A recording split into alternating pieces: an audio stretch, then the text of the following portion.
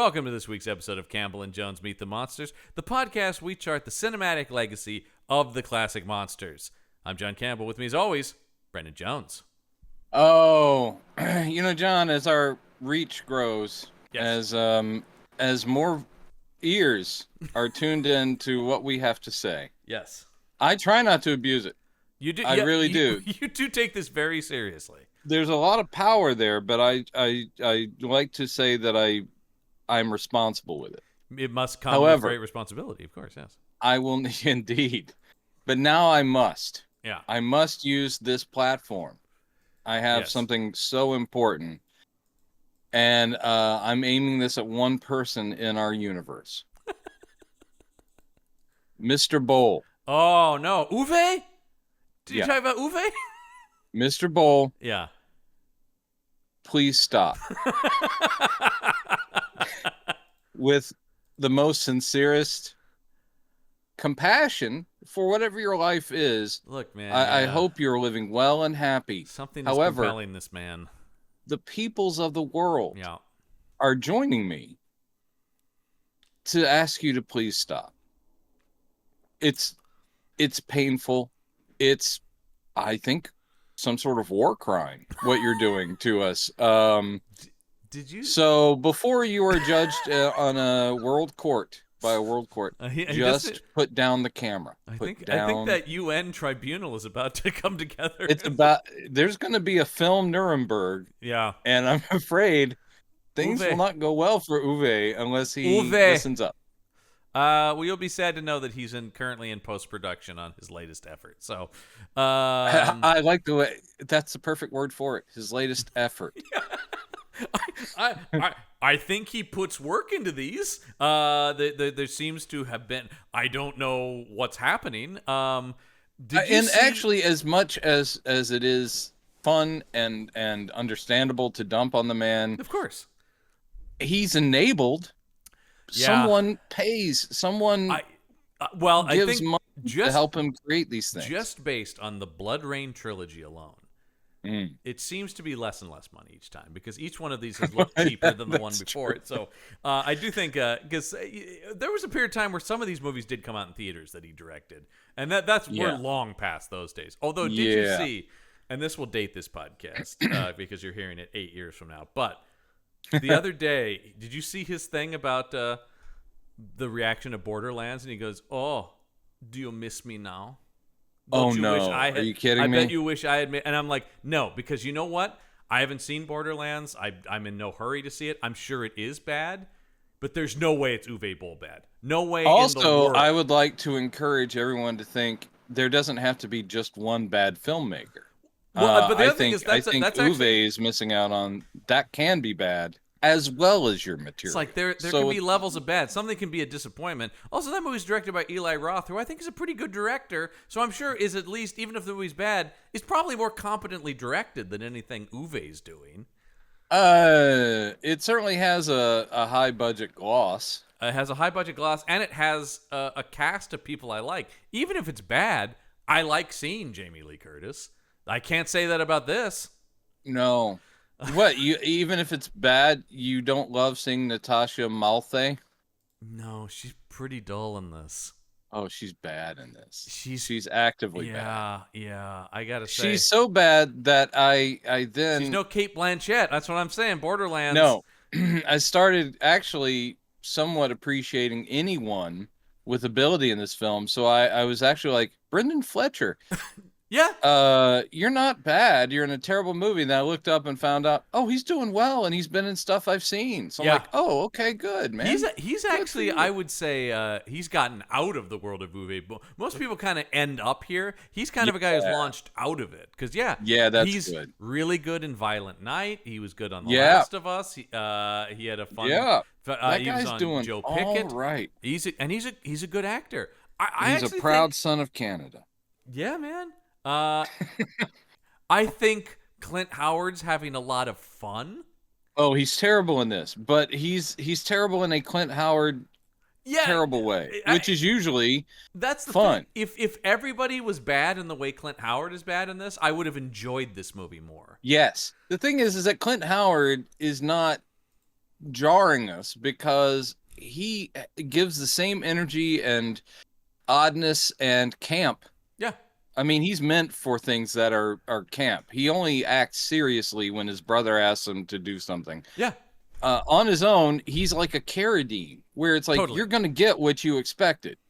Yeah, you don't bring in Clint Howard and go, oh, that's what he's doing? Yeah. Here, I don't know what accent he's doing, but you're like going, all right, Clint, wind him up, let him go. He's having a good time. And I enjoy the moments with him in the movie because I'm like, well, you're having a good time. And actually, we talked about he's terrible. I think Perret is engaged. I think he's trying. I think he is. He's horribly miscast. But he's trying, and I'll take that over. I mean, Natasha Malthy is asleep in this movie. Wow. This is, I mean, I know it was released in 2011, but this was shot in 2008. Yeah. So this was shot like maybe even only months after. No, I think they went quite possibly a year. Yeah, I think they pretty quickly went one right into the other, though. And I'm not saying she amazed in the other one. In fact, I think the problem with the second Bloodrayne movie is how almost inconsequential Rayne is in the entire story, and she didn't have a lot to do, but she seemed more engaged. Here, she is asleep even when she's having Cinemax level sex. Anyway, when the one sex scene, I was like, oh, come on, Skinemax. And then when they did the second one, I was like, all right, we just are in a Skinemax mode. This is insane. Yep. Now, come on. I mean, you can't even pretend that. However, I won't. Well, I will say this. They're pretty boring as far as sex scenes go. That's the thing, is that they're going for something that's kind of, they're like, we're going to be edgy with it, but not if no one's engaged there either. No. It is sleepier than even like a low-budget softcore thing on Cinemax. Even as sleaze, this thing is boring. And this is what I was going to say. I almost said this before we started recording. I said, save this. I hit pause right when this thing went to credits. 70 minutes. 7-0. Wow. Before it goes to credits. And the amount of plot that is in a 70-minute movie is literally 15 minutes. Yeah. There's 15 minutes of plot. This story is nothing and goes nowhere. No. And so there are these for a 70-minute movie, there are these longish scenes of just people talking, and they're saying nothing really. No. I mean, even when you've got Clint Howard doing like mad scientist nonsense, it doesn't. The dialogue doesn't take you anywhere. No. And full of anachronisms too, as the trivia thing points out. Yeah. Oh my God. Well, yes. Because at one point he says the times they are a changing, and you're like going, really? Was Bob Dylan active during World War II? What are you referencing? Yeah. Oh. God. We should also say this is definitely part of not only part of the Bloodrayne trilogy, but part of Uwe Boll's weird Nazi trilogy. Because this comes off. The only thing I did think at the very beginning is those costumes and the settings. This looks legit, and then I realized, oh, he had just made that Auschwitz movie. Yeah, which I reusing. I don't want to watch any Uwe Boll movie. I particularly don't want to watch his Auschwitz movie because God, holy God, in which he plays one of the SS officers in it himself. Of course he did. Yeah. And he probably wore the costume on set here to inspire his Nazi actors. Oh, I will say there's a lot of talk about people going like, this guy seems a little too into Nazis. I'm not ready to accuse Uwe Boll of anything, but I will say there is a fetishization that's for sure in this movie. Like, they're the bad guys, and you have Rayne going, you know, totalitarian bastards, you fascist. She also says motherfucker a lot, which someone pointed out motherfucker really did not enter the lexicon until the 50s. Well, and also particularly in like Austria, I'm sure it wasn't tossed around a lot, but there's a lot going on here. But this is also, he had just done Auschwitz, and he had just done his Max Schmeling biopic. Oh, I didn't even know. Oh, yeah, that would make sense though. The boxing, that's his big thing. Yeah, he had done that too. By the way, I know that we're 20 minutes into this. We're doing Bloodrayne. Yeah. Third Reich. And so that's the thing is like this guy, because I feel like he's still One of the things that's really annoying about this movie, like you talk about, it's total schlock, it's total garbage. It's a video game movie directed by Uwe Boll, but I feel like he thinks he's making an important statement. Oh. I feel like he really thinks it's like, no, it's fun, but also it is about the Nazis. Yeah, and I guess if I could, I don't want to give short shrift to his philosophical expression. But I will say his view boils down to they were bad. Real bad, you guys. Real bad. Yeah. Maybe vampire So bad. That is a refreshing take. That someone finally had the courage to come out and say, Nazis were every single one of them, awful. Here's the biggest shock here, though. Listed budget, $10 million. Where did that go? Where is that? When this thing looks like the costumes are all right, except for hers again. Yeah, but I think these came from the personal collection of one Uwe Boll. I think so. He just backed up the costume van that had them all in it. The Rayne costume looks worse each movie. Yeah, she's got a real awesome hat in this one. Did you guys want to see her sexy, supposedly leather-clad in the video games, but did you want to see her wear a featureless trench coat and a doofy eared hat? Yeah, she's got one. Anytime they move in close on the costume, you realize it looks like it's the Party City Bloodrayne costume, right? Yeah. Like, it looks like it's the made one of, like, in the movie foam. previous looked not great, but it looked better than this. And I'm like, is with each movie, could they not hold on to that costume? Did Natasha didn't just put it in her closet and go, don't worry, I got it? We had to redesign it to be the World War II version of Rayne. But I bet you most of the budget went toward crafting the perfect hat for her. It was all about the hat. That was really the man, thing. this is bullshit. Now movie, here's my favorite thing about this movie, because there's not much to like about this movie. And this has to do with the poster or the DVD cover art, of course, because this never saw a single theatrical release, I don't think. Nope. But you'll see the Bloodrayne Third Reich. You've got her in her leather. Actually, not what she wears in the movie. This looks better. She actually looks close to the video game. And she's holding her bloody things, and there's an army of vampire nuns. That's not what I want to talk about. I want to talk about where it says unrated director's cut. Oh, because we saw the unrated director's cut of this thing. Did you watch this on Tubi? I sure did. Here's the thing. It felt unrated. Here's the thing. There is no other cut of the movie. I figured that is such a lame way to try to hype people. Like, my God, I got to check this one out. It'll be steamier than. Nope. It's the only version. Nope. Because somebody asked, like, what are the difference between the versions? There aren't any. They just slapped that on the DVD. Unrated director's cut. It's just now people are gonna buy it. Yeah, we just called it that. Jesus Christ. That's embarrassing. That's just embarrassing. It's really embarrassing, you guys. I mean, this whole movie's embarrassing. It is. Like, oh God, oh my God. Anyway. I was so bored over 70 minutes. Yeah, that's the thing. It's pretty boring. I was doing some IMDb and then like Wikipedia, just like looking for anything. And there's the thing I love is one of the actors, the guy who plays the curly-headed second in command guy. Yep. He was the first contestant to be voted out on RuPaul's Drag Race in the very first season. And is actually, when you look at his IMDb, he is a very successful drag performer and has shown up in a lot of stuff. Well, he could. I mean, I'd get no sense of that here, but no. Oh yeah. But I found that funny. I was like, oh, all right. Yeah. If he had shown up in this movie in drag as being like a freedom fighter who was also, dressing in drag, that would have been colorful and interesting. Oh, and this movie is allergic to color. I mean that literally. Because it's World War II, John, and you realize that the 40s were entirely shot in a cold blue filter. Yeah, we talked about filters in the Twilight movies. Holy shit. This goes beyond blue into this is a gray filter on this thing. And if ugly looking vampire movie. commandant had escaped at the end and made it to Argentina like a lot of the Nazis did, then they would have to have switched to like a green filter. Yeah. Or if he had gone to Mexico, get out that golden filter. Don't give Uwe Boll sequel ideas.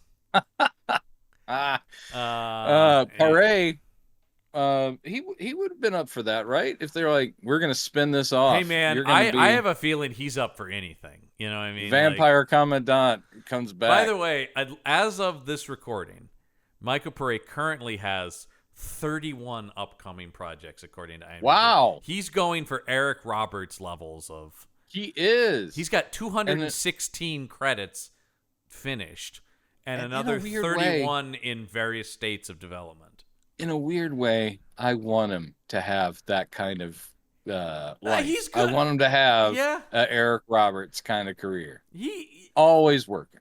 Yeah, well, because he's another one of these guys who can be good. Not a leading man when they were trying to build vehicles for him. No. He's so bad in Streets of Fire, a movie I want to love Streets of Fire so much. He's really monotone. God, because he thinks that's how you're. I want to love that movie. You have no idea how much I want to love that movie, but it's just can't.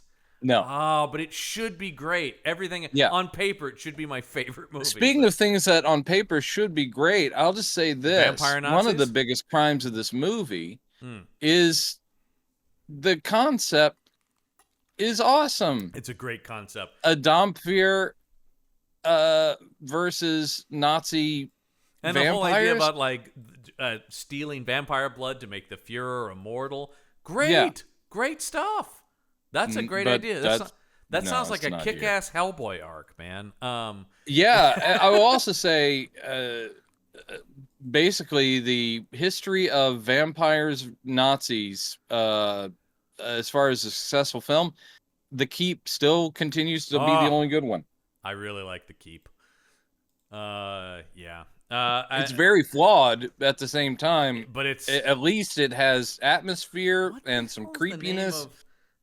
Joel Schumacher and Nazis being overwhelmed by a vampire. What's the Joel Schumacher one that he did?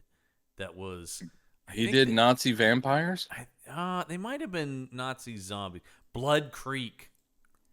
Yeah, it's more zombie-y, but it's Henry Cavill. What? Yeah, Henry Cavill. I don't know anything about this. Henry Cavill, Dominic Purcell, and Michael Fassbender versus Nazi zombies. I think you have changed my life right now. I'm not. It's not like amazing, but it's pretty fun. No, but I mean, it sounds interesting enough to where I might have to seek it out. Yeah. And it's worth it because you got early Cavill leading role, he's great. I mean, you know, who do I want to see fighting Nazi zombies? Yeah, Henry Cavill's pretty good. That's a pretty good choice. Even before he got all swole. Yeah, he's pretty fit in this one, is what I would say. I'm sure. It's also got our buddy Shea Wiggum in it. Shea Wiggum. Yeah. He always delivers. I'd say it's worth a look. Once again, I mean. Compared to this, it's a fucking masterpiece. You heard it here first. Because John Campbell says the greatest film that you've never seen. Say what you will about Joel Schumacher, but light years beyond an Uwe Boll. So, it's not even in his sleep and on. It literally, if he had been pumped full of Ambien, and just driven to the set, and they gave him a ViewMaster. Instead of an actual camera, he could create it something still more would be a better film. Yeah, he could still create something more interesting because that guy had a vision. Uwe Boll. I think that he didn't have any other option than to have an artistic eye, whereas Uwe Boll, I don't know what the man's. I don't know how his road to being a filmmaker is because it's all garbage. Everything the man's it's incredible because like other people who you can mock and that people mock like a Zack Snyder or something. It's like. Yeah, but Snyder's got an identity. I understand what drives that guy. If you don't like it, or a Michael Bay or something like that, if you don't like these guys, fine. But, like, I can see what they're about when they make movies. Yeah, and also, as we like to say, they have the baseline competence. Yeah. In other words, it starts there. Yeah. And then they're also artistic and they come up with good stuff. But so much of what Uwe Boll does is just have a camera set up and have people walk through a scene. It is just the worst filmmaking. Well, okay. No, I've seen worse. Okay, I'll shut up. But it's pretty I've damn seen plenty close. of terrible independent stuff, and you're like, whoa. But let's say for a guy who's been given $10 million to make this, you must be kidding me. I mean, really? Yeah, you must be kidding me.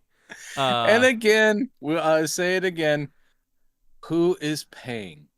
Who is giving this man? Here's the thing that's interesting in his. Where was this here? Hold on. I had a thing in here about how he financed. Man, he is so going to be calling us and challenging us he a absolutely match. is ready to. There was a thing. Oh, okay. Here we go.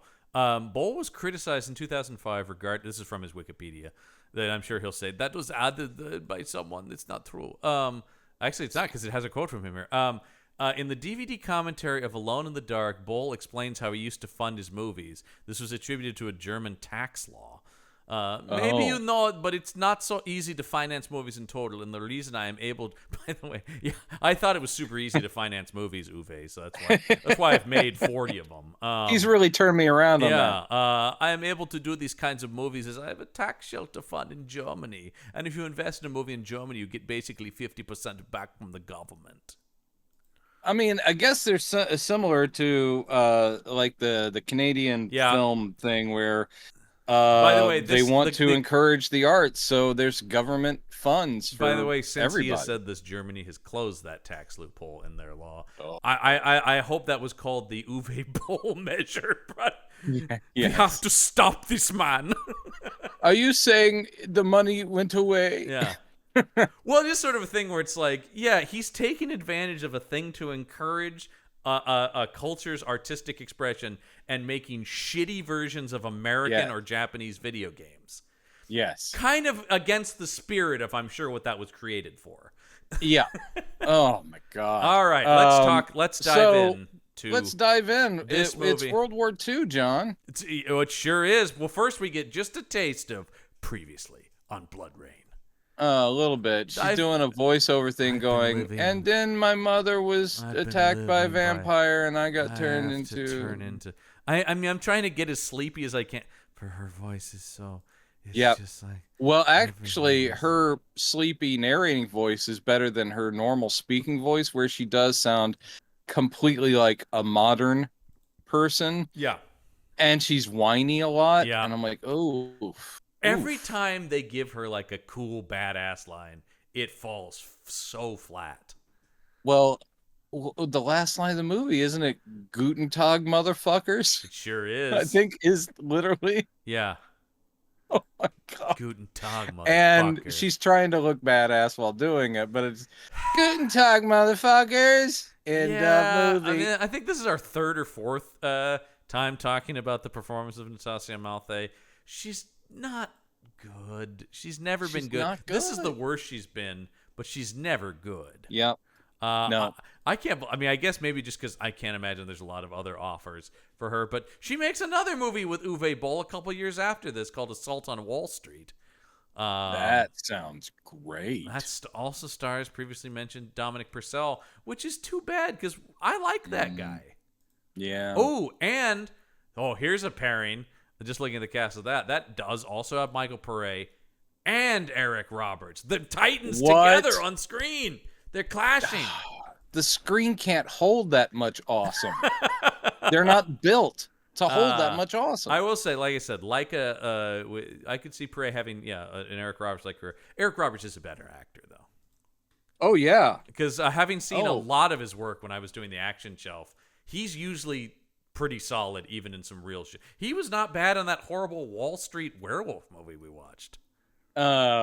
Again, not saying much. Not saying much, but I'm just saying like he is always a standout of like, oh, that guy actually is very good, and there's a reason that like Nolan uses him. You know what I mean? Like, well, yeah. Yeah, it's like right. The thing is that the guy similar to a lot of people that we point out is solid and will show up and do the work. And take his craft service. And it doesn't matter what kind of shit they're doing.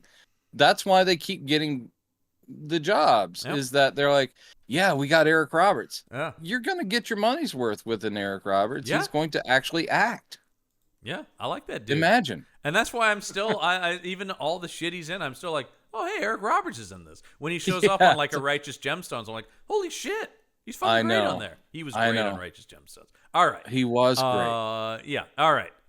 It's World War II. So we transitioned from previously on Bloodrayne to file footage of historical and this is where I'm going like, don't try to actually bring World War II into this thing, man. Give me comic book World War II. That is a problem. That makes it. This is so stupid. I get it's a cheap movie, but the problem is that the people that you're watching, those are real people. Yeah. And they were in a real war, so I find that distasteful. Especially, when we immediately cut to a long opening title sequence of people being marched into concentration camps on trains. It is so long. The entire credit sequence is just that. And that's the thing where it goes on for 6 minutes. Well, that's the thing, of the set. So the end credits, by the way, we've seen this many a time in the slowest end credits because they're like 8 minutes of end credits.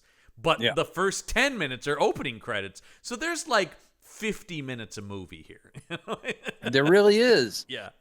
And it still is, once again, painfully slow somehow. I don't know how you achieve that. But Uwe Boll that is the Uwe Boll secret. Yeah. How can a 70-minute movie be so slow? Just you watch. I would tell you, but then I would have to kill you. Yeah. Oh no. It is my little secret. Yeah. And this is coming from a man who, on record, his words not mine, called Michael Bay a quote fucking retard. So, Wow. Yeah. He also went after Clooney. Like, sure, man. I mean, fuck you, Clooney. He is always kind of, he's not afraid. Oh no. To that's the thing is he's ready to be that guy. Yeah. But it's just Yeah. Not a good look ever, where you're having to be both braggadocious, nice word. Yeah. And also without anything to back it up. I would love to ask him, like, all right, Uwe, look, we've been harsh about you. Offer up. What do you think of them? What's your best work? Actually, I would screen it for me. curious. What do you think? What's the good one? I've been shitty, but I haven't liked any of the movies I've seen of yours. Show me what you think is like, that's where I nailed it. I bet it's probably Auschwitz. Well, I mean, yeah, because that will be his quote-unquote serious film. Yeah. I mean, his new movie is not, he seemed to have segued out of directing the video game adaptations, but I don't think that matters. No, it doesn't. No. Because if it doesn't matter the source, whatever material he decides to tackle, he will still do it with absolutely no art, grace, or vision. No, in fact, as we followed him here, he seems to be getting worse at directing films. Yeah. I think you're absolutely right. Somehow it's reversing itself. I definitely don't want to see 2009's Attack on Darfur either. Wow. Yeah, he's got like a political minded thing. Anyway, but yes, the concentration, and then, maybe he is like, someday they will recognize I am the next Spielberg. Well, he's trying to be Spielberg with this Schindler's List bullshit here. Yeah, and that's what I'm talking about, though, where it does come off as fetishizing. It's like, look at them, look at the misery. Look at the misery. They are packed into these train cars, like animals. And this movie does. This is also another classic example of one of these movies where it's like, where did they shoot this thing? Because they obviously are shooting in Europe somewhere, and so they've got some good production value of the locations. Croatia. I literally think that camp is probably the same one he used in Auschwitz. I think he's just returning to the scene of the crime. This movie was shot in Zagreb, Croatia. But it's one of those things where I'm like, man, we talk about, and the subspecies movies are like this too, where it's like, hey, we've got great production value of these like real castles and stuff.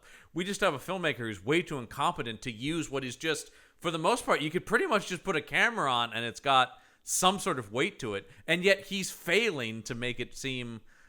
It's shocking. Anyway, yes, and also this is where I did write this down because he's talking about.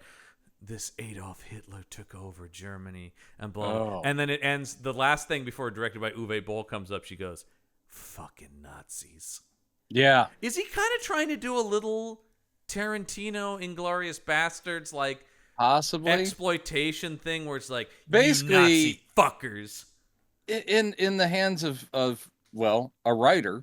I would say a better writer, but I'm not sure there was a writer involved in this film. But wait, yeah, well, but no, keep going. But I'll find the writer on this. But essentially, I think that they clearly are trying to make her a badass. Clearly, let us know where they fall on the Nazis, good or bad thing. But also, if you want to use Nazis as because her whole take is they're as bad as it's like, I know that darkness exists in the world and they're supernatural creatures and they're frightening, but the Nazis are just as bad. They are another monster. Okay, but there's no that's as subtle as it gets. Is literally her just saying, like, yeah, I thought I knew evil, then Hitler showed up. Yeah. And don't worry, by the way, listeners, if you were afraid that the movie would pass without a nightmare sequence featuring a vampiric Hitler, don't worry. It's I gotta here. say, one of the least convincing Hitlers I've seen. That guy didn't look that much like Hitler. Not at all. But, luckily we only spend like 14 seconds with him. Taika Waititi looked more like Hitler than this guy did. Yes, he did. Okay. He did. The writer of this movie is Michael Natchoff. And the great Michael Natchoff. Well, because here's what's very funny. This guy's career is as a visual effects producer. And this is the only things he's credited with writing are this and one of Uwe Boll's In the Name of the King movies, which are his Dungeon Siege adaptations. Oh, my God. So that's it. But primarily, this guy works as a visual effects producer on things like the Van Helsing Sci-Fi Channel TV show, which I've never seen. That's is it Sexy Lady Van Helsing? Is Sexy Lady Van Helsing. I believe it's a post-apocalyptic world. Oh, yes, it's a vampires have taken over the world, and the last Van Helsing has to stand against them. Never actually seen anything beyond promos for it. I don't really watch a lot of the Sci-Fi Channel stuff these days. No, unless it has the word shark in it, then you're there. Then I can't miss it. No, there was a time where I was firmly tuned into Sci-Fi Channel, but those days are long. I know. But then you found God. Then I found I found Uwe Boll. So anyway, take care of all of us.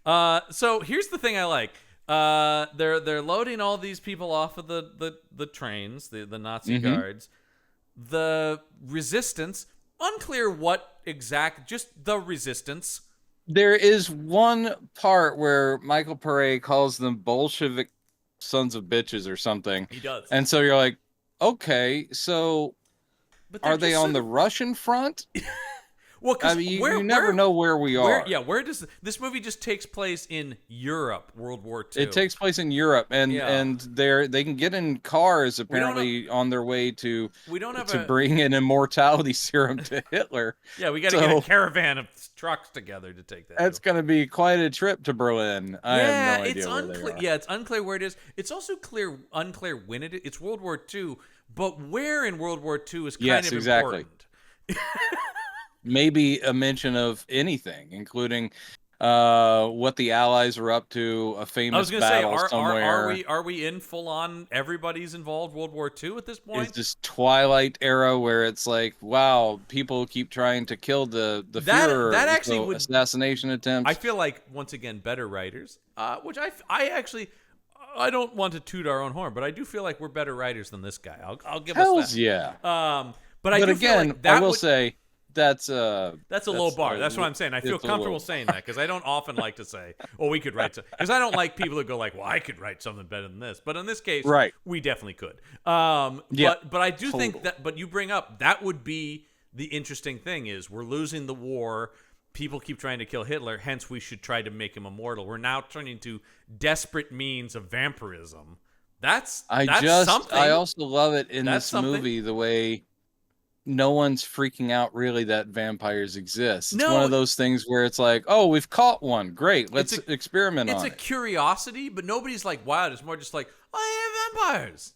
Yeah, okay. I never thought of that. Yeah. We got one? Great. Yeah. Oh, and you were attacked by a Dompier? Great. The scene where the Nazi lieutenant walks in on Clint Howard cutting up a vampire, and he's just like, yeah, "Hey, is that a vampire?" And he's like, "Yep, it is." yeah. But I've never seen one before. And could you stop digging in its torso? Once again, Clint Howard, the Clint Howard just hacking away at that vampire is so great. Well, I love also that he's a crazy scientist a la Dr. Mingala. Yeah. In fact, his name is Mangler. Yeah, I know. They worked hard on that. Boy. And they took the day off after coming up with that. And it's another thing where you're like, yeah, okay. Once again, though, you're calling up real atrocities. Okay, fair. Yeah, his smock and everything so drenched in blood. Ridiculously. Yeah, insane. And when he's digging in this vampire's torso, no surgical gloves. He's just shoving his own hand with a scalpel into the vampire. It's great. Okay. There's no, because obviously Uwe's not directing him, so there's no like, I don't know what he's doing. He's literally just digging around in there. Yep. There's no sense of him actually like running an experiment. He's just like, what do we got in here? Yep. By the way, here's a quote from Clint Howard that very much applies to this. He said, "I like horror movies. To me, they are a very legitimate place for an actor to work. It's a great arena for me to experiment, to play a range of different funky characters." I think Clint. That's him. Yeah. I like what I'm doing, and I hope it shows on the screen. There you go. It does. I think it does. Like he always seems like he's playing. Yeah. And that can be very refreshing. I do think, as I said, he has an energy that is best suited for something that's campy. He can dial it back, like you're saying, and be NASA control guy in Apollo 13 or whatever. He can. But in general. But I think when you're casting him or hiring him, you're going to get that. You're going to get the thing he enjoys doing, which seems to be, I like being a fucking weird.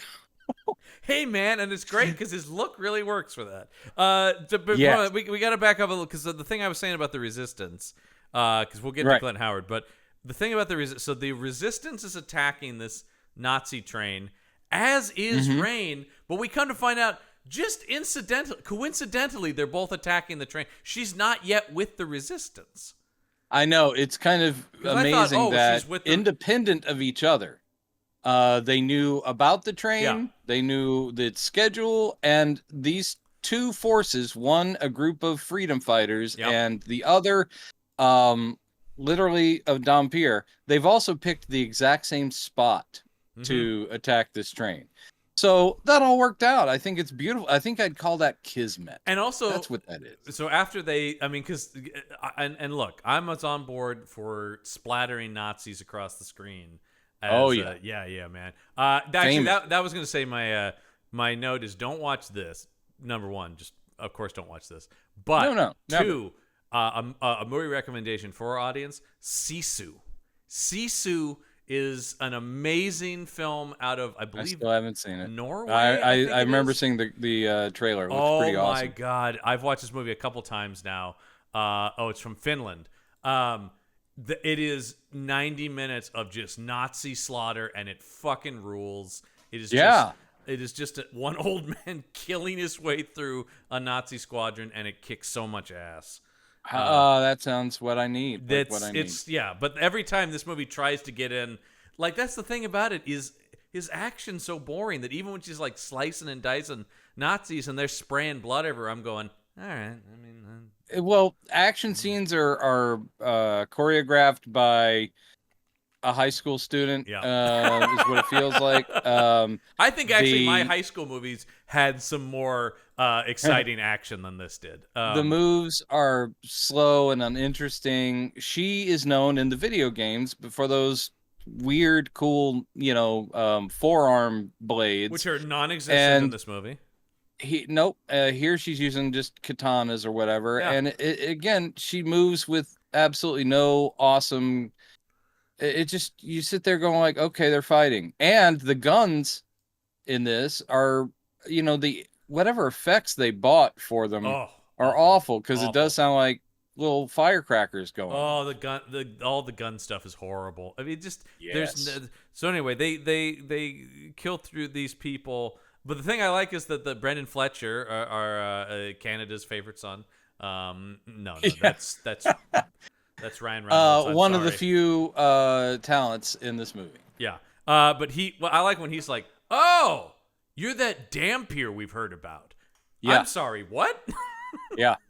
Once again, so I guess she's been making the rounds of killing Nazis. We've been hearing about about aware this. That there's a supernatural being. We've been hearing about this. Okay. All right. Once again, not just everybody's just like, cool. Like a half vampire. Sweet. Awesome. All right.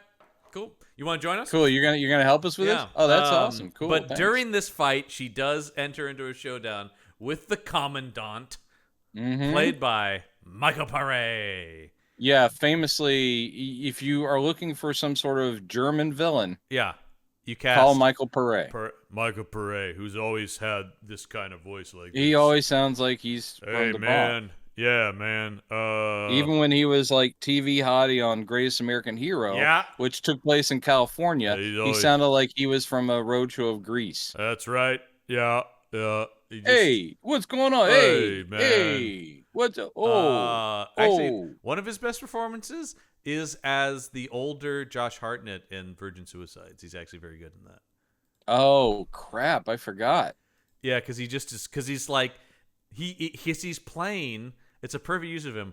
Burnt out. He's like in a rehab center. You're like, oh yeah, you were the guy who was the hot guy in high school whose life has been a mess ever since. He's just like, fuck, man, I remember that shit. Like, and I'm just like, Sofia Coppola, one of many great decisions you've made in your career. Perfect casting choice of like, that's what the cool guy in your high school grows up to be, Michael Paré. You know what we're gonna get? We're gonna get a thank you note from Sofia Coppola. Oh, I would be thrilled. I'm such a massive fan of hers. I would be absolutely thrilled. Especially if Sofia Coppola was like, I was listening to your episode about Bloodrayne, the Third Reich. Yes. To which even so great. Even I would be like, why? I know what. I mean, yes, thank you, but what? I don't listen to your show. I was just seeking out reviews of this movie and stumbled across it.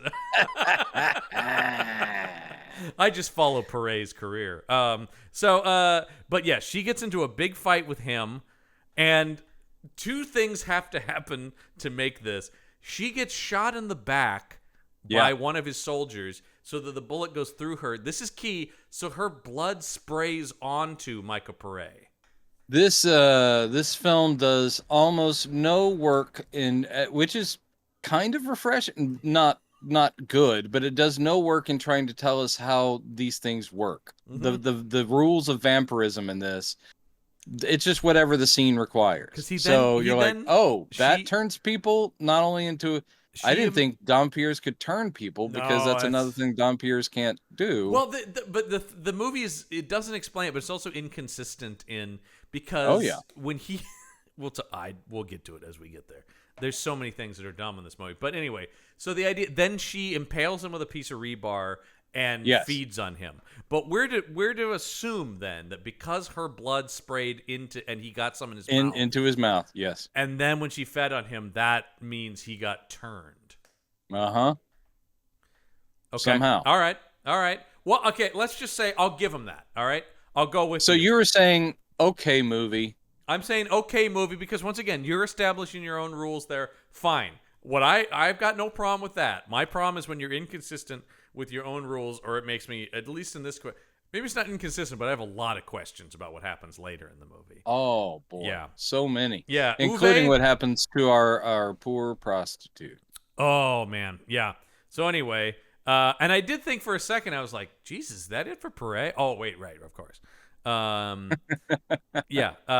anyway, they recognize her as a vampire, and then they go, hey man. She was there to save the people, but the resistance is really upset because they were like, man, we heard these trains are full of guns, man.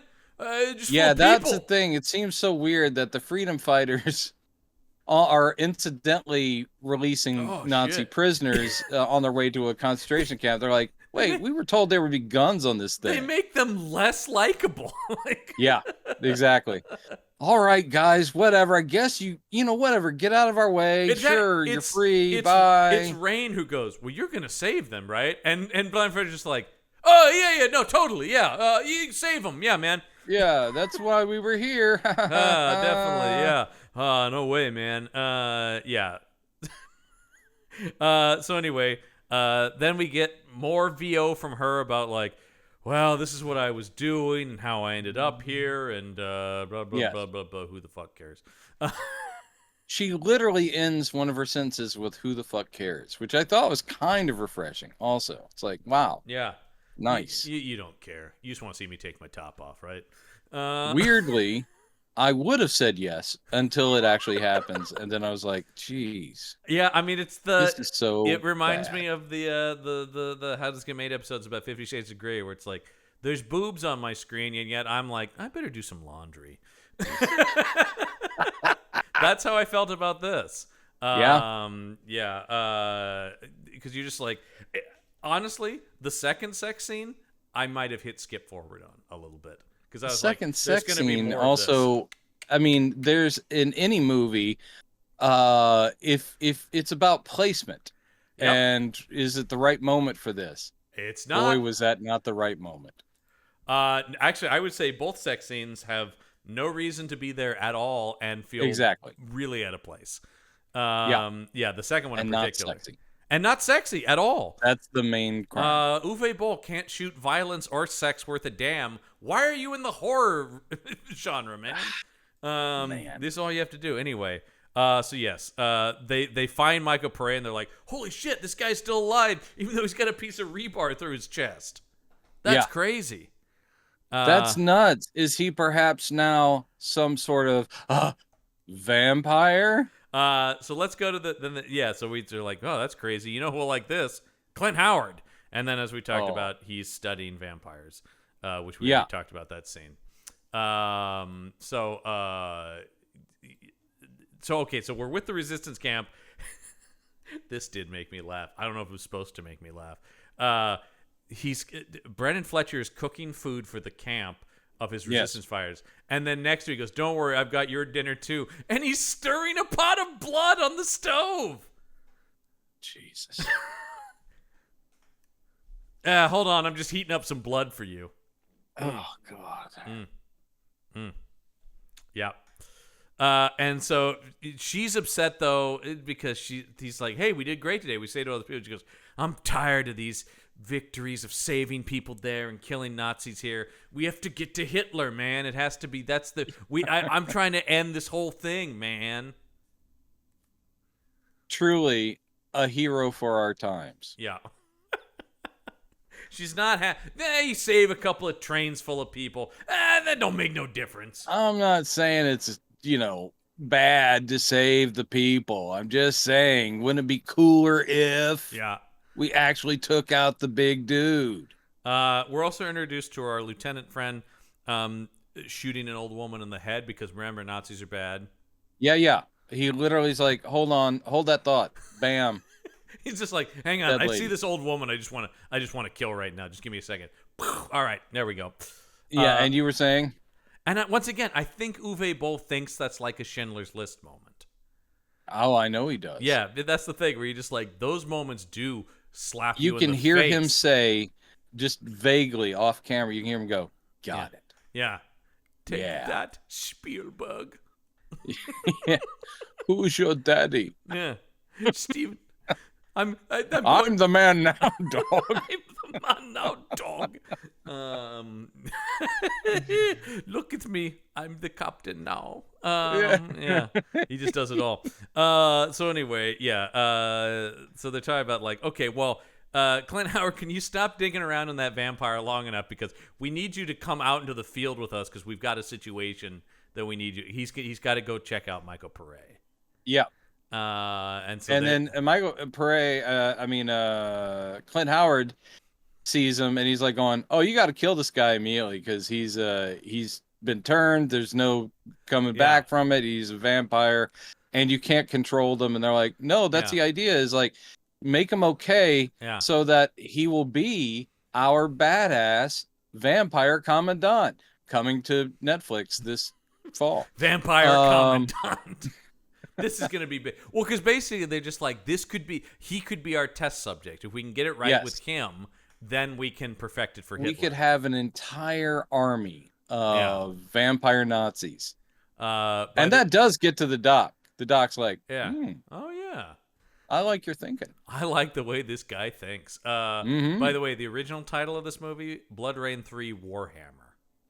Yes. I think somebody might have gotten involved in about like. I think perhaps a gaming company was like, "Oh, side note, you've suckered a couple other people into giving you their game rights. You're not getting us, Uwe. Yeah, you're sorry, done. buddy. Yeah, we're waiting on because our friend Henry. We're waiting on Henry. We're waiting on Henry Cavill. I hear he's got to go play Superman for a while, but then he's gonna come back to us. Don't worry. Oh. All right. So that's going on. Meanwhile, let's go to the brothel, of course, because we can just get some. Because Uwe Boll loves just random topless ladies, of course. There are so many that I actually was thinking, come on, one of them has to be the token. No thanks. I'm going to keep my top on. Nope. No, because you know what? And I think we've talked about this in other ones. He said this. He goes, "It's easy. You just hire prostitutes." Oh, to be the naked extras. Wow. Because they don't need to act. He goes, and they've got no problem. They'll take the top right off. Wow. Yeah, so these are all These are all real prostitutes. Do you happen to know exactly where this was filmed? No, he's said that. I don't have that about this one specifically, but he said that about other movies. He goes, "Oh, and then there's no problem." Yeah. That sounds great. Yeah. No that's how intimacy coordinators needed. Thank you. Yeah. But that's exactly how he avoids what you just talked about. Yeah. It's like, I would rather not. And actually, I was thinking of the historical prostitutes. I was like, one of them isn't just like, yeah, you girls do that, but it's cold in here. I don't want to. No. Well, they're just all naked. There's no reason that they all. He's just like, boobs. Yeah. Here you go, fellas. And then how about for no reason? Who's your buddy? Why is Uwe. Why is Rayne getting him a sexy massage at this place? Look, Rayne has a tough life. Yeah. She needs intimacy of some kind. She needs a little bit of tender love and care. Because she's getting her massage and she hears a girl scream and she's like, "Oh God, I'm just trying to relax for the love of God." And there's a Nazi smacking a girl around, so Rayne goes and kills that guy.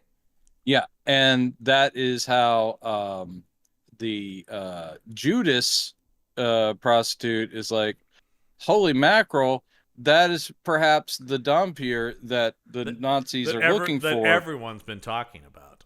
Yeah, apparently everyone's been talking about her. So what happens is the prostitutes are very grateful, and so one of them says, "I'm going to sex you up for freebies because you're awesome." Yeah, that music starts. Yeah, I mean it might as well. Really this is the transition of a Cinemax After Dark movie. It's like, thank you for saving that girl, and as a reward, and you ain't even gotta pay.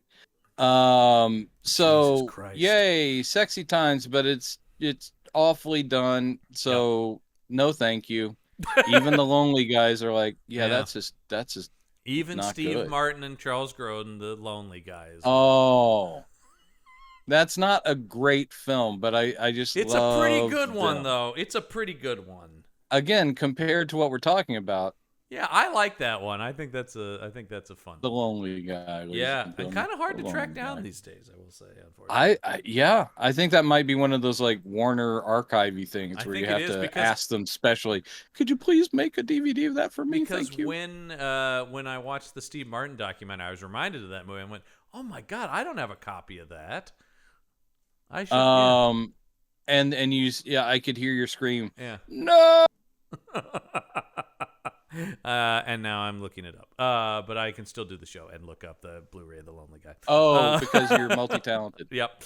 I need to complete my Grodin collection. The Grodin. By the way, that being said, there is no high def like Blu-ray, any version, digital or physical, of The Heartbreak Kid, and that pisses me off. Wow, really? Yeah, I watched it a while back on YouTube where somebody put up a like decent DVD rip, but nobody's ever done like a high def release of it, and I love that movie so much. The Heartbreak Kid is great. It's a great movie. And you got that talk of sexy, that young Sybil Shepherd.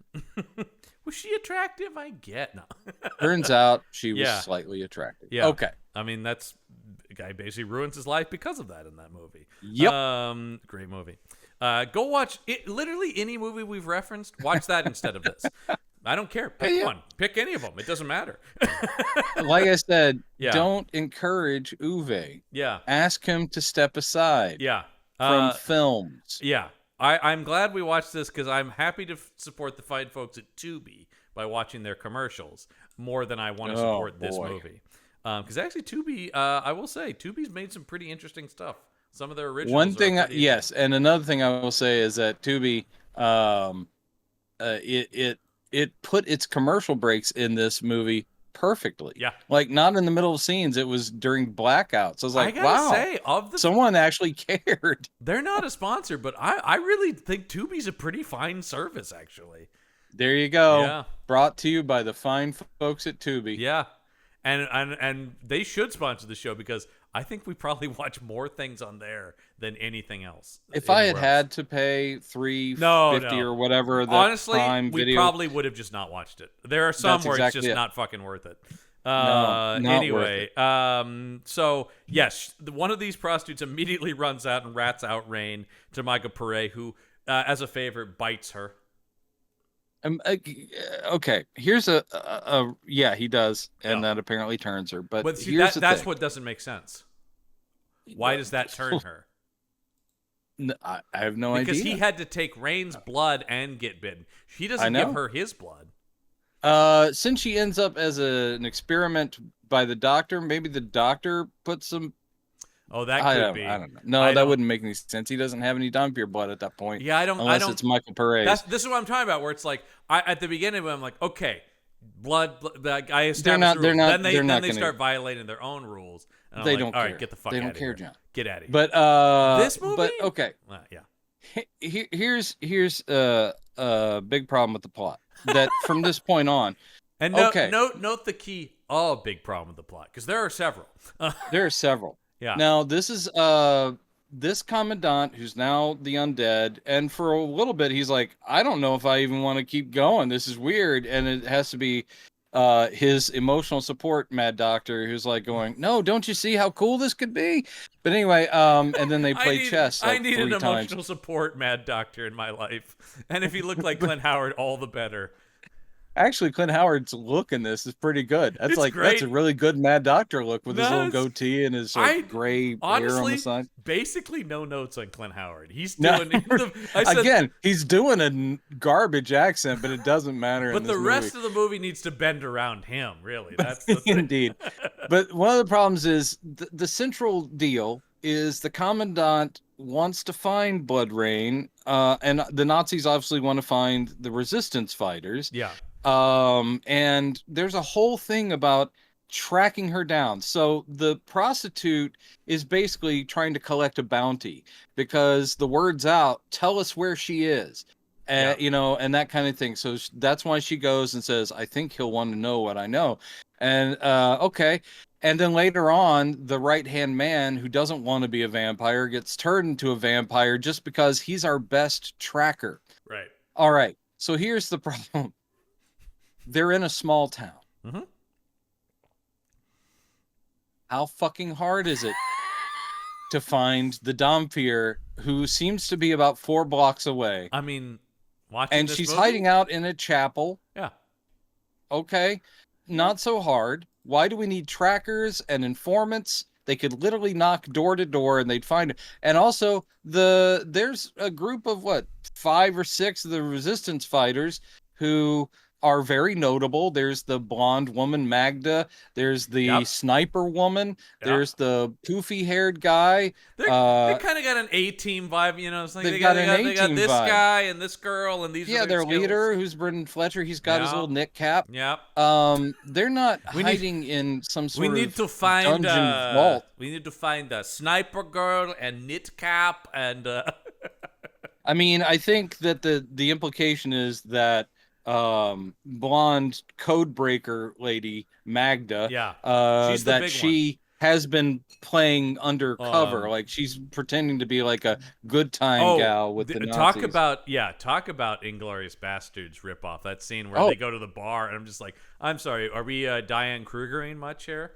Trying to. Yes. Well, she's no Diane Kruger. No, in looks or acting ability. She's only, acted in 2 movies, which were both Uwe Boll. I noticed that a couple of our female leads, the Boll Repertory Company. I think both of our female leads ended up also in Blubberella, which is an Uwe Boll. Oh, I know from Blubberella. Blubberella. Yep. I'm okay. I just need a second. What if there was a really fat superhero? It's gonna be a bit. Could be hilarious. I hate this man. What's worse? I'm trying to think. What's worse? Him trying to be like serious and important, or him trying to be funny? Trying to be funny. Either way, it's a it's a real AVP situation. Whoever wins, we no matter lose. who wins, we lose. Yeah. That's how I feel about Uwe Boll. God, wait damn on you, it. Tani. If only you had not created the perfect killing machine that is Uwe Boll. Anyway, it's perfected. I don't know what he's got both predator and alien DNA in it. He does. I'm here to destroy the creativity of America with my awful movies. The only way to avoid him is to dunk yourself in some cool mud. Anyway, speaking of dunking in cool mud, we need Schwarzenegger to fight Uwe Boll. Yeah, so Rayne is so they filling in with the a bunch of bad, the Nazis attack the brothel that Rayne is in. Yes. She kills a bunch of them, but then Michael I also love once again, the movie's so short and so light on plot that like these two fought 15 minutes ago in the movie, but he takes his hood off like, "For it is I." Sorry, I did an accent. He goes, "For it is I, the hey.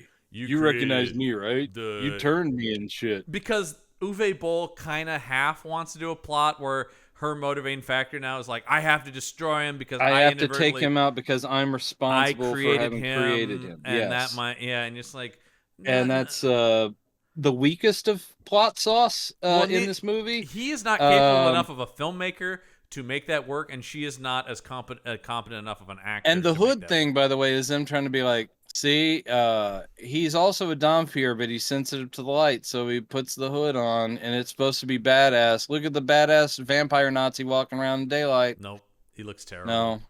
No. They shoot her, and she drips blood, and Clint Howard's like, "Oh, yay!" And he collects Clint Howard her scraping blood into that little tube. So funny. It also goes on for 3 minutes. There's no movie. Yeah, I know. And he's like, "Oh, good. Oh, this will do nicely." Either one of us would be acting like, God, just 70 minutes? We're really going to have to scrimp and find a plot in here. And Uwe Boll is like, could I have less time? You know what? Plot is overrated. Let me see. Do you have any stock footage of World War II that I could film the movie with? Also, bring on the lesbians. Yeah. Bring them on. Yeah. Wait a minute. Do we have more shots of the sex scene?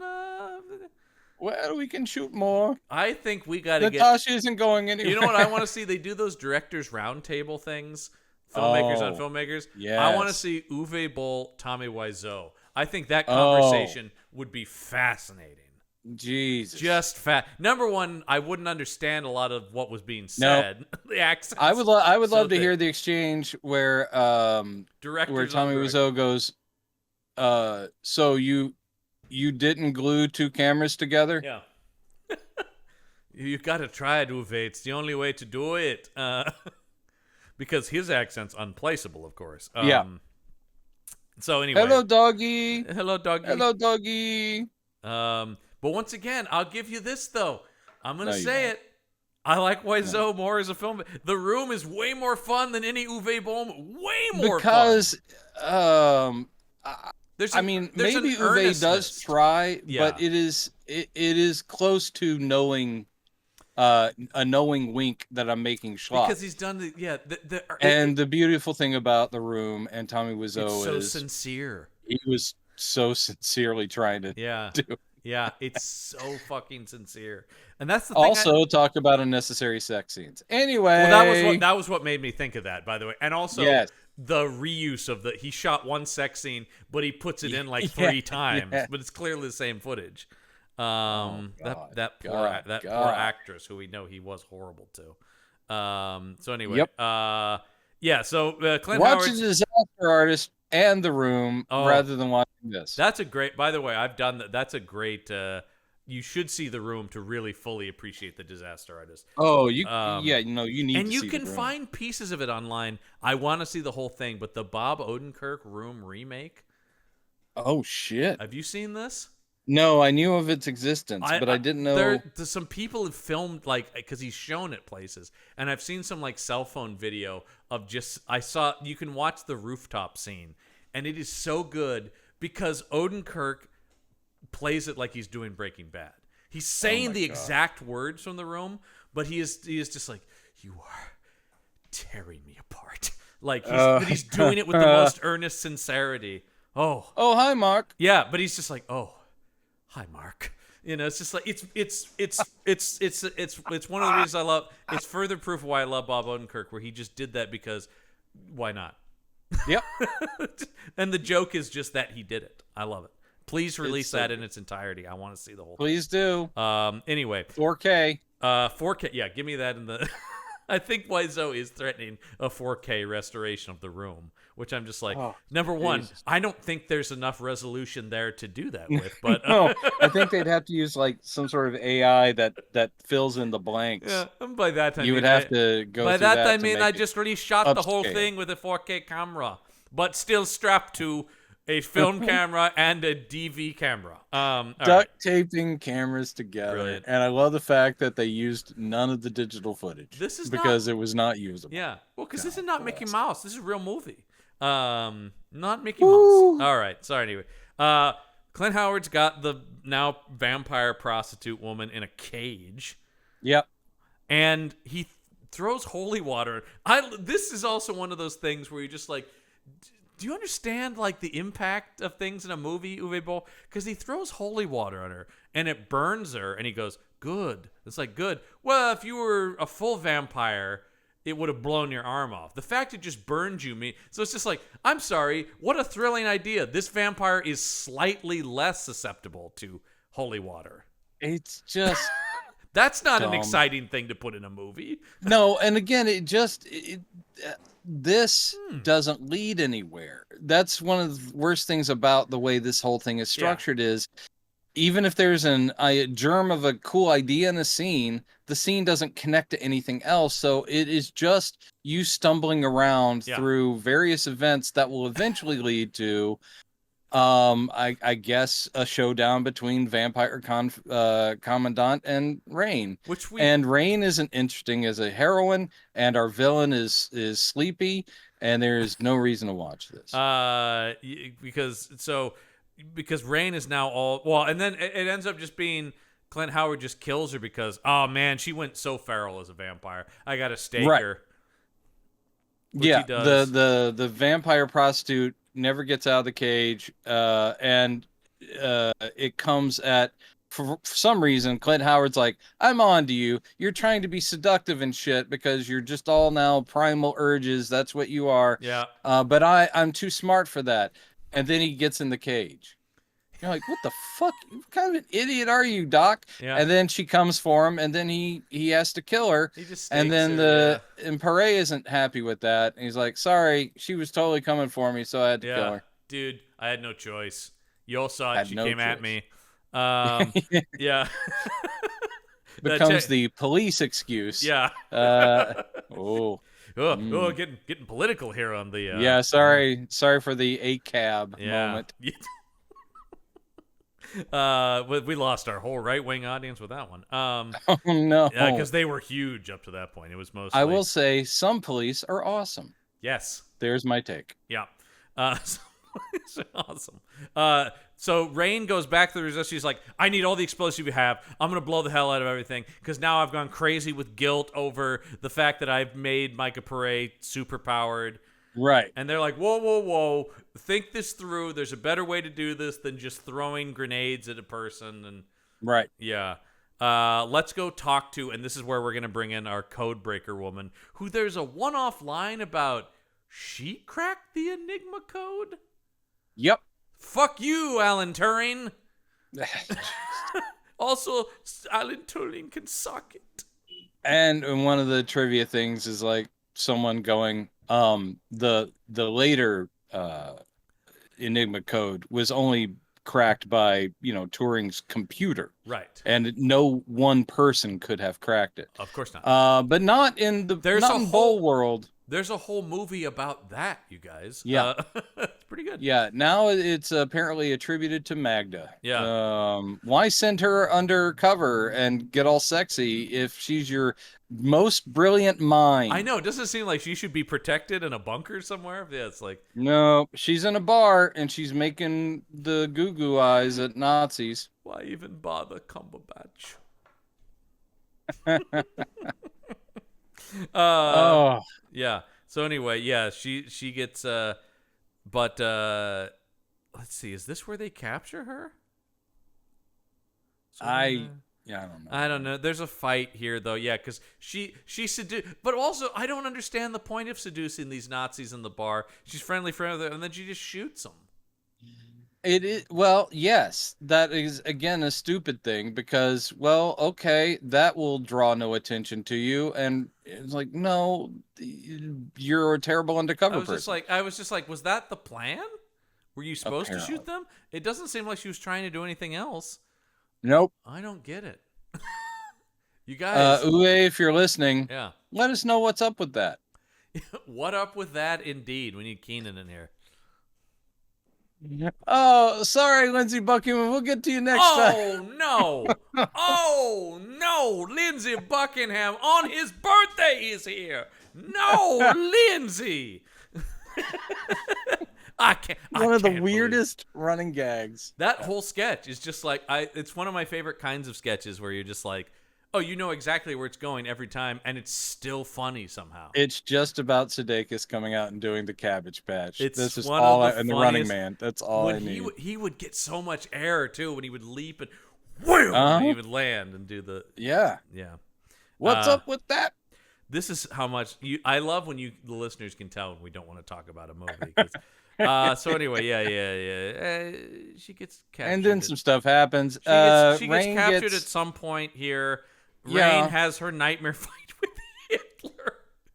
Oh my god! I do love that it's just like they keep saying that they're going to make Hitler immortal, but Uwe Boll's like, but I need to visualize it. Yep. Because so she has a badly shot nightmare scene where a vampire Hitler comes at her and he says something. Can't remember what it is. Oh, I don't know.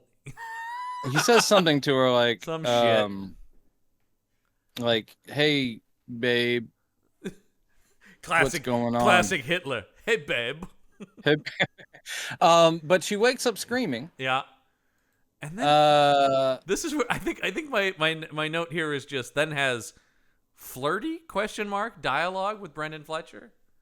Yeah, they're trying to build something there. She's been whiny and he's been suspicious, but they're slowly trying to build this thing of like, ooh, are they gonna get together? Don't worry, folks, they will. I assumed so, but not because of anything like them having chemistry. Or organic. Yeah.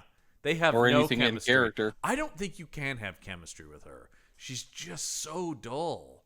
I know. It's and again, an attractive lady, but very beautiful Jesus, woman. But like, jeez. I don't know if we'd looked up before. She must have been a model or something beforehand. She has to have been. Because that's the vibe she has, right? Yeah, she's a model. And actually she has the vibe of like a former model turned like a cinematic actress. Yeah. She unfortunately reads like someone who probably just has done a lot of softcore. I think we did talk about this. Shame in that. She's popped into some legitimate movies. We talked about this before. She's in one of the worst superhero movies ever, Elektra, where she played Typhoid Mary. That's right. And a terrible take on Typhoid Mary, which is a great villain character. Typhoid Mary's a great character. We never got to see her fully realized. We got a little bit of Alice Eve in the beginnings of Mary in almost Iron Fist. Yes, yeah, the beginnings, but that we got robbed there. It didn't pay off. Because Alice Eve, great choice for that. Great actress. I think could have crushed that. It was a different take, but I was game because those Netflix shows were high quality. They were high quality. Say what you will. Mm-hmm. Yeah. So anyway, he. This also made me laugh. The Nazi lieutenant guy who's been working with Clint Howard and stuff this every time. They keep talking about how he's an amazing tracker. That's his ability. Yeah, this is the one. And he doesn't want to be a vampire. It's like, tough, I'm turning you into a vampire. But here's the thing. So you can track down Rayne. Yeah, but then they have him sniff her blood so he can but I'm like, no, wait, he would have been like, as a human, a good tracker. They made it seem like he already had tracking powers, and then we're going to amplify those with the No, that doesn't make any sense. I love the sniffing of the blood. Jesus Go get her, Christ. boy. Go get her. And then literally, I mean, it is 3 blocks away. Yeah. This movie never gives you the sense that they're covering any ground. It is a village. It is a town. Because there's no ground to cover. Yeah. So in other words, is she hard to find? Yeah. Is she? Wait a minute. She was just on the other side of the village? Shit, man. I'm going to say no. Yeah. I'm going to say even without being turned into a vampire, I could have tracked her. Yeah. But they have the best tracker, man. With that nose, with that super smeller on him. And he's been portrayed as being squeamish the whole way. He was the one who's like, do you have to dig through the entrails of that vampire while I'm standing here? I also love, this is, once again, because this is what we love to see vampires. So, tracker guy does find them, but the resistance gets the upper hand on him, and then start beating him with a pipe, and he's like, please, no more! And I'm like, oh, that's a great vampire move. Please. Yeah. No. Yeah. I'll tell you everything. Oh. And he gives but I was just like, great. I love seeing vampires just beaten with a pipe. Yeah. And they make it seem like... Isn't that, I mean... They're really fucking him up. The great Van Helsing himself said, crosses, I remember him saying that. Holy water, definitely. Yeah. Also, just a pipe. Yeah. Like a badass pipe. That'll help. Do you happen to have a lead pipe around here anywhere? Who could forget that? Mr. Harker, if you really wish to face the Count Dracula... Find yourself a good length of pipe. Just a solid, and then go right for the kneecaps. He shows up. I remember they would have those novelty T-shirts that had the picture of Van Helsing, and it was like all about the pipe. He's walking around like a fucking Pesci character from a Scorsese movie. Yeah, you gotta get him with a pipe. Clock him. Oh, Jesus Christ. It's so and bad. they pretty much kill all the freedom fighters. Yeah. But for some reason, they decide not to kill the leader because they want to take him back. I don't understand this. I don't understand it. It's like, as if he's like a prize for Hitler. Like, we caught the guy. Well, because so the way they catch them is, they're like, oh no, they've got the code breaker. We have to save her before they put her on a train, because if she gets to Berlin, then that was all a ruse. Right. They've already turned Magda. But the whole thing is, I love that. Thank you for reminding me of that, because Fletcher's like, if they have her, she can give up all this information, Allied bases, spy names. And I'm like going, she's a code breaker who's breaking Nazi code. Yeah. She does not have an inroad into knowing the entire espionage network of the Allied war machine. Oh, why did we tell her everything? Yeah. Well, also, why would a code breaker need that? The code breaker is breaking the other guy's code. Well, these people aren't military. They're like a resistance group. How much could they possibly know? That's exactly right. According to Brendan Fletcher, Magda knows all. So yes, they have to rescue her, but when they come in, she's all chained up like a victim. Yeah. And then what? She's been turned? Oh, and she's all like, "Oh, it's so good being a vampire. I love being a vampire. Love it. You should really try it. It's pretty great, man. She's pro-vampire. Pretty great. Ask your girlfriend, Natasha Mal. Yeah. I don't know, man. She's been posting a lot of pro-vampire stuff on her social media. I'm getting concerned. Not a good look. Those optics. No, I don't like it at all, man. So that's when they kill everybody and capture Rayne, and for some reason, Brendan Fletcher. For reasons I don't understand. To sort of double down on stupid, when they're transporting them supposedly to Hitler, they put them both in the same truck. Yeah. Well, so there's unconscious, knocked out Rayne. Yeah. Yeah, but there's leader of the because Brendan, they resistance. might bone back then.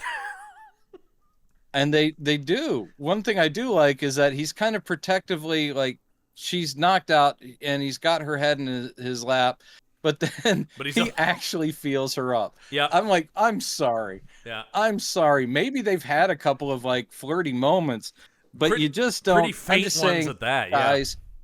If you have an unconscious woman near you, and even if you have feelings for her, don't take the opportunity while she's unconscious to cop a feel.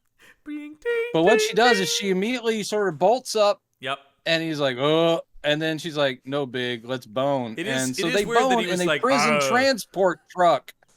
She bolts up. He just goes, I wasn't touching your tits. I don't know what I'm talking about. What? No, it becomes a dead man, don't wear plaid. Your breasts were out of order. I was just straightening them. They did steal a lot because she also just sucks that bullet out of his shoulder too. I thought that was really weird.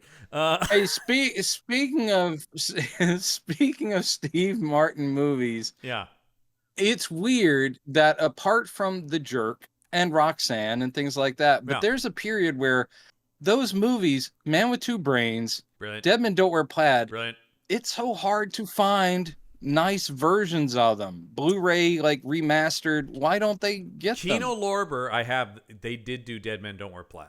I have the Kino Lorber Dead Men Don't. Definitely worth checking out. Okay, but someone's got to do Man with Two Brains. That one has not been. I'm tired of people sleeping on that one. I love that one, but there is a nice Dead Men Don't Wear Plaid, which is a Thank you for letting me know. I adore. Going to Kino Lorber right now. Anyway. But we're on a caravan to Hitler so that he can take my immortal blood and live forever. Let's fuck. That is exactly what happens here. I gotta say, really, even for Uwe Boll, I really, it's on me for thinking he wouldn't get this sleazy. But even I was surprised at this sleazy move. And I'm going like, once again, shame on me for thinking anything is beneath this man. But just it doesn't work on any level. It doesn't work as an actual organic thing that would have come out of their previous interactions. No. It doesn't work as sexy. It doesn't work as plot. It doesn't work as anything. Yeah. Total BS. No, it's just here because it's like makes my voice go up. We need another sex scene now. That's it. And there was a quote from him, because he's a sleazy perv, that there was no nudity from her in the last movie. He goes, don't worry, when we make the third one, she's taking the top off. It's happening. That is exactly what happens. Don't worry. So it's like he's like going, I know who watches these movies, okay? Yeah. And he's like, you're coming back, Natasha, right? For the next one? She's like, oh, yeah, sure. You're going to, show it? Yeah. The whole... Maybe that's she's why like, she okay. was... Maybe that's why she was so sleepy, and then she's like, oh, for fuck's sake, this fucking creep. Yeah. Yeah. But she did, as you said, she went on to do something else with him. I know. I don't get it. Man. I mean, because maybe money is involved, because we talked about he's got some money that I don't see on screen. So well, yes. Maybe he shells it out to the actors. $10 million film, so maybe it was like, I throw in an extra $1 million for you, take the top off? Yeah, maybe we'll take the top off. Oh, that makes he's just pulling out more cash. Top comes off. Maybe that's such a grim idea. That he's literally just sort of dangling cash, and she's like, oh, okay, hold on. What if I added another zero to this check? Maybe. Yeah, you like it a little bit more. Maybe you like this clip now with the sex scenes. You know what, though? It is a grim idea, but this is a grim picture, my friend. It is. Yeah, there's nothing good here. Nothing good. All right, let's get to the exciting climax.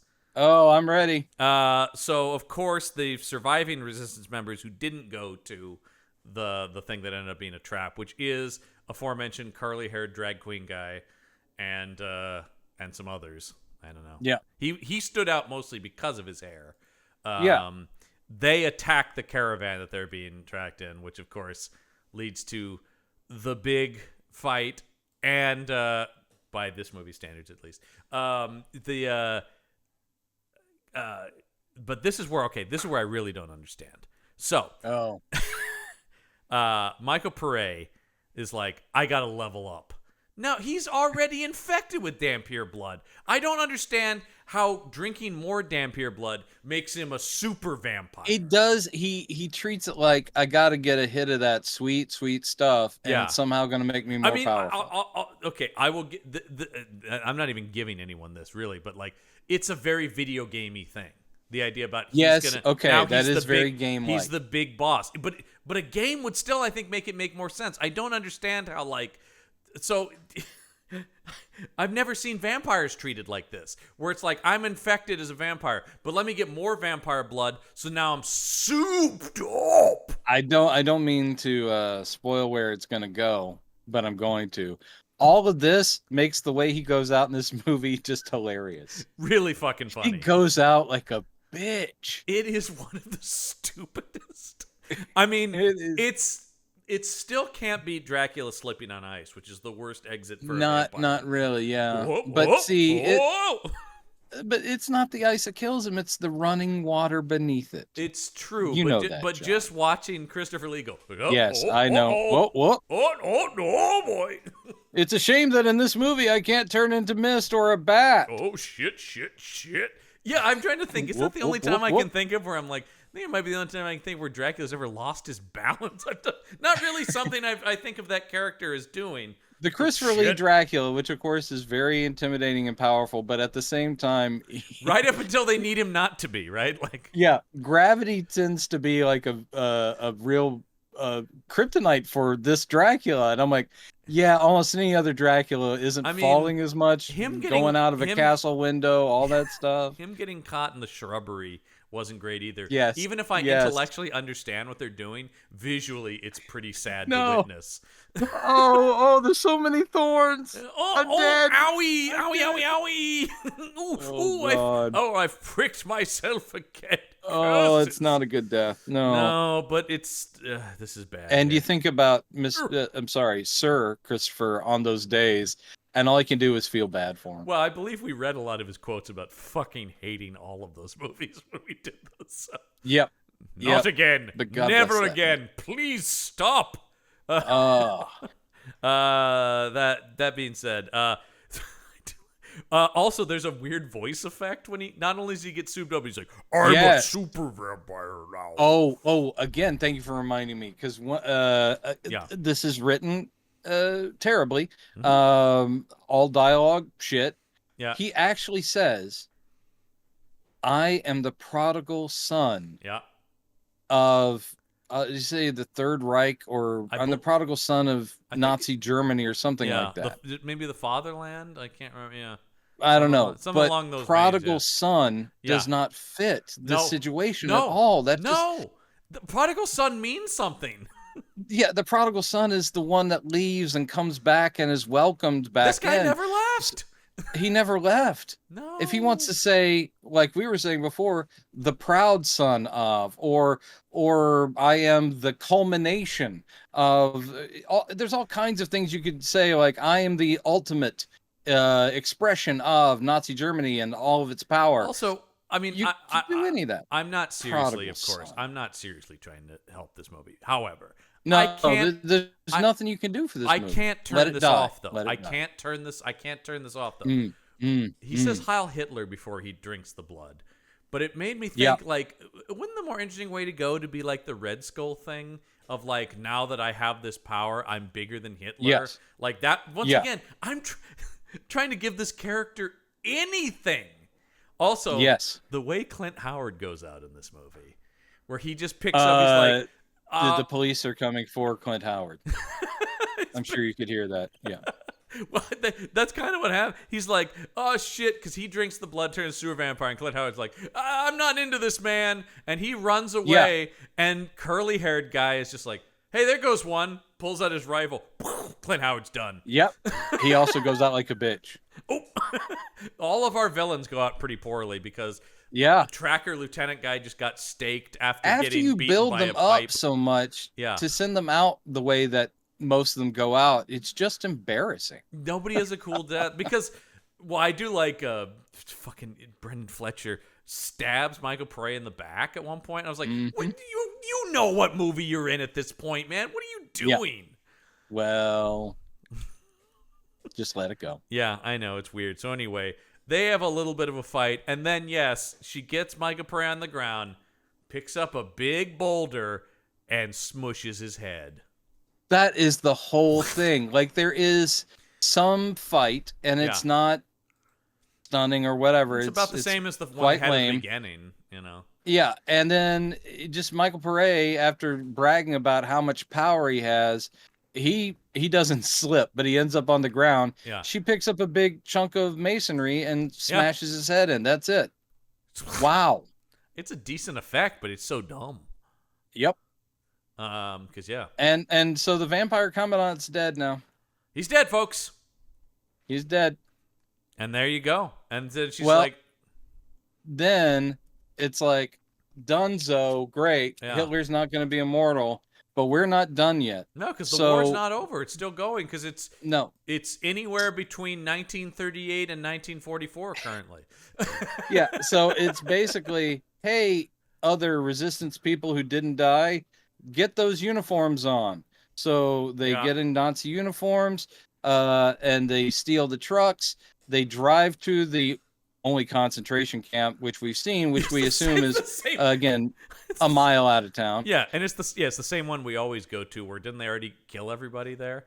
Right, but they're like, hey, truck just arrived. And the back of the truck opens up, and it's Rayne with a machine gun and Brendan Fletcher, and she jumps out, and she says, "Guten Tag, motherfuckers," and then literal freeze frame. Yep, and then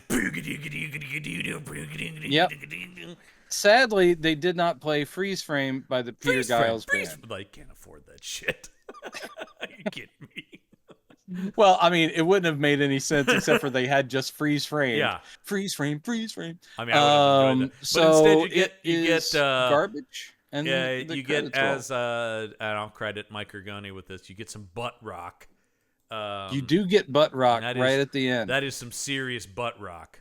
And it's trying to convince you just saw something awesome. Yeah! And I just, again, raised my hand timidly and said, no, we did not. Trying to imagine being like in a screen where people are like, fuck yeah! A screening. There were no screenings.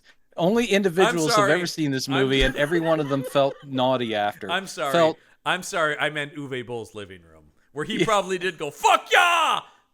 He did. Oh, I guarantee he did. And probably knocked over the bowl of Jiffy Pop he had just made. Oh, yeah! His poor wife. Dude's married. That was buttered popcorn. It's going to get into the carpet. I just got to say, I'm pretty shocked the guy is married. That's all I'm saying. He's a manly man. He's a fine figure of a man. He's a pretty. You know what? He looks like a UFC fight, like the boxing stuff. That's exactly what his vibe is. Yeah. Honestly, as a human being, I would be incredibly intimidated by him. As a filmmaker, I will never stop mocking him or taking a great big dump on what he does, unless he does a good film. I will say this: what if he has a late career turnaround and actually does a good film? I will acknowledge it. I think it'd be pretty tough. It seems like he's had a number of cracks at bat here. You know what I mean? Like, because like we said, like early on, he did have some money. Some of those movies came out in theaters. He had the resources to do something interesting, and he at every turn chose to do something horrible.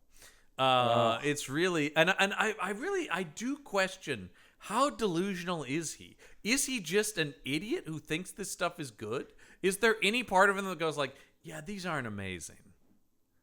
I don't know. I would love to know the answer to that too. I can only assume, and how much does he buy his own I hype? think he has some self-awareness, but he is probably of a mind where he goes, movies don't all have to be Schindler's List. They don't all have to be Citizen Kane. I think in his brain he's like going, I know I'm making popcorn populist movies, but I'm making damn good ones. That's where the delusion. That's where I'm trying to figure out. It's just like, I know he knows he's not making masterpieces. I don't think I don't think the guy's an idiot. I don't think he's insane. But and who's telling him this? Because he sees the reviews. I mean, hell, he's fought some of the critics. Which that's always the thing that gets me. When you talk about you would be intimidated by him as a person, it's like, sure, but I'm not trying to fight him. The fact that he is like, I will prove my movie's good by beating you in fisticuffs is like, that doesn't make any sense. Yeah. So even if you beat the shit out of me, I would still be like, your movie sucks. I don't know what to tell you. I will beat you up. There's no way around the sucking that is your films. Bring it on, Michael Bay. And it's also one of those things like, why would Michael Bay? And again, it doesn't matter. And why would he? I'm very glad this ended. And again, we say this a lot. It was 70 minutes, and it felt like 2 years. It was just there's nothing to hang your interest on. Yeah, I think this is the last time we're going to speak of this man. I hope so. He didn't do a werewolf movie. He didn't do a Frankenstein. I don't think he did. I think he got pretty serious after this. Yeah. This is where he enters his artistic phase. No, he still makes 2 more Dungeon Siege movies after this. So, this is where he gets Assault on Wall Street, previously mentioned. I don't know, but can I just found this, and I want to read this quote from him. I'm ready. Because you talk about his thought process. God damn it! Now I lost it again. Thought process and Uwe Boll seems like those are 2 very far apart. Well, because it was him talking about Schindler's List. Oh shit! Where was this? I swear this is good. Do you want to edit this part out? I might have to edit this out. Searching in vain. Yeah, hold on. Note to podcast: if you shouldn't be hearing this. Nope. Where the fuck was this? I just had it, and then I clicked something, and it scrolled away. Hold on. I swear this is worth it. Let's see what we talk about. Weather's been nice, John. Yes, Brendan. Vamp. Okay. Here's the thing. So where are you guys from? His Wikipedia is actually super long. There's like a lot in here because the guy never shuts up. So you always have some quote from him, right? Like, that's the thing about. God damn it. It's okay, John. I'm so upset because I just had it open and I was scrolling through and I saw him like, oh, Schindler's List. He said something about Schindler's List. It needed more vampires. All the vampires. Come on, Spielberg. Tell it right. Okay, here it is.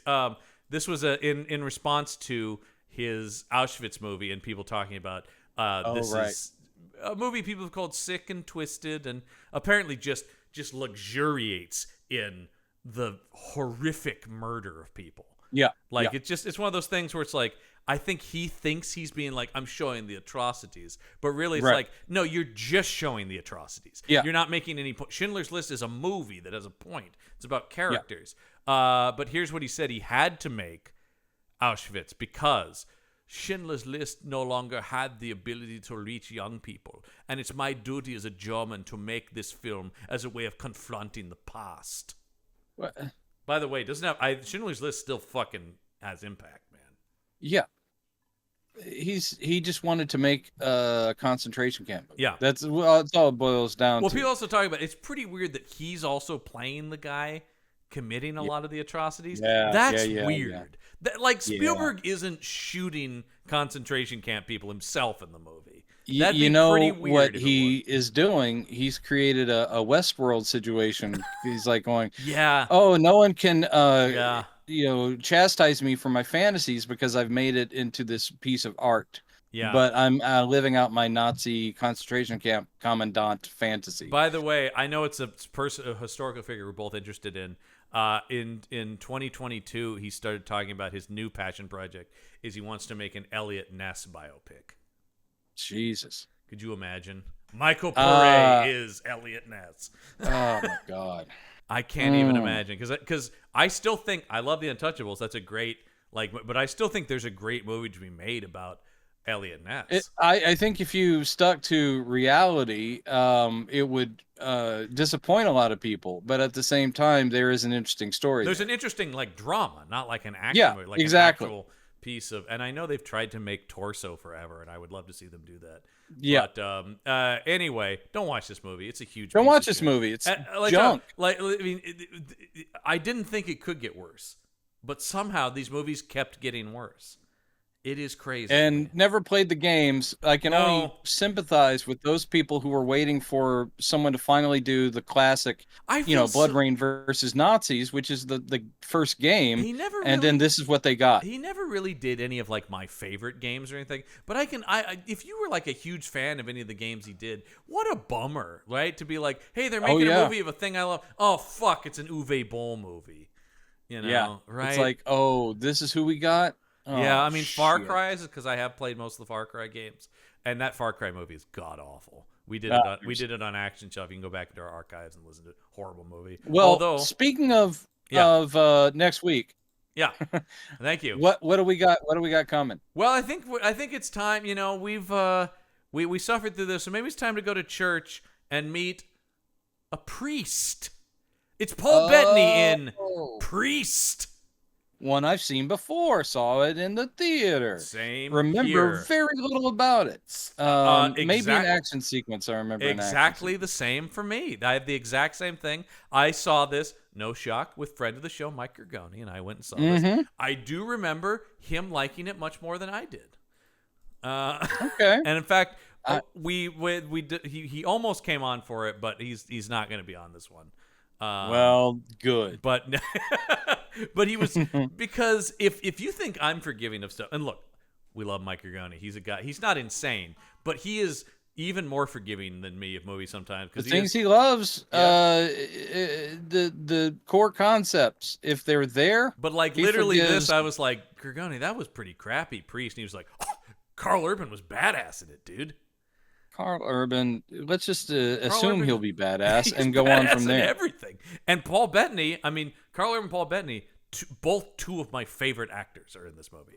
No one's going to fault you on the casting. Love Paul Bettany. My God. It'll be the first time since it was in theaters I've seen behind me. So I know. Yeah. This first time for me as well. I don't remember much of it, but anyway, this is one of those futuristic things as well too. Yes. Yeah.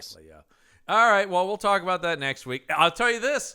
We're going to like it a lot more after having watched this movie. That's for goddamn I think so. I think it's going to boost a real movie with real actors and money. But that is going to do it for this week's episode. That's way longer than anyone would have thought Bloodrayne Third Reich would be. But that's going to do it for this week's episode of Campbell and Jones Meet the Monsters. I'm John Campbell. I'm Brendan Jones. And remember, there are such things as monsters. Bloodrayne is coming down on me. Bloodrayne is coming down